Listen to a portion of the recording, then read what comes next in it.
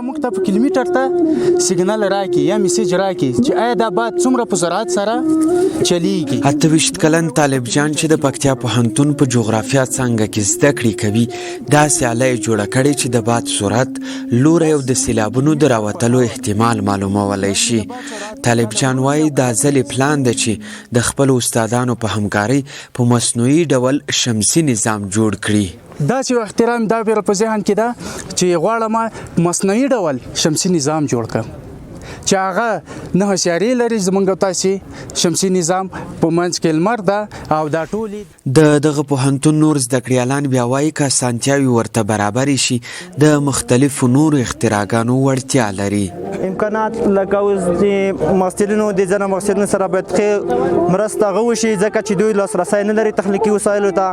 کولی شي چې دوی ډېر ښه استادونه لري چې راتلونکي دپاره نور ښه له دې څخه ښه تخنیکي وسایل جوړ کړي.